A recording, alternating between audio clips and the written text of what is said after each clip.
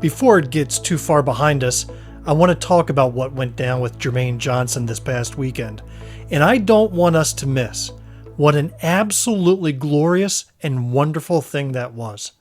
Dr. Jermaine Johnson is running for governor of South Carolina. He is one of the most intelligent, charismatic, hardworking lawmakers in the General Assembly, and to sit in a room with him and hear his story is to plug an IV line of hope right into your veins. What he isn't is independently wealthy. What he isn't, and we got to admit it, is a focused fundraiser. So last Thursday night, word started to spread that he was going to make an announcement on Friday that he was dropping out. That there were those in the party, and let me be clear, I'm not saying it was the South Carolina Democratic Party leadership, but there were those in the party giving him the hard talk that he maybe should step aside, perhaps in favor of a wealthy businessman from the upstate. I don't have time to get into all the particulars, but here's what happened next. A large cry went out on Friday like has never been seen in South Carolina.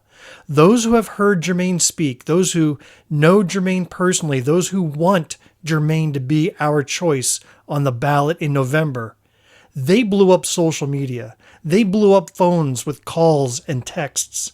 And by Friday evening, we got word that yes, Jermaine had a statement prepared.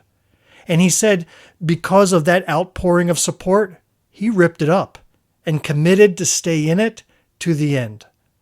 I don't know about you, but I've never felt like I've had such a direct impact on state politics before. I know I was just one of many, but I also know for a fact that he saw my posts. He told me that directly. I know for a fact that he saw Dr. Jamil Brooks' statement that went viral, encouraging him to run anyway.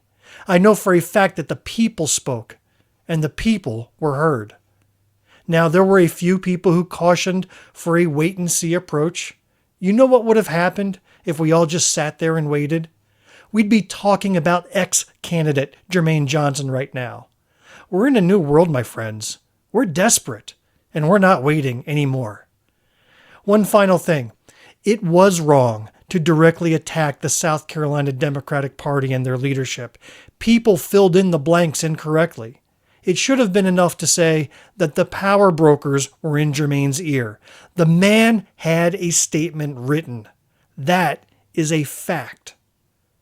But if there's one thing I would advise our state party to do in the future, get ahead of the messaging.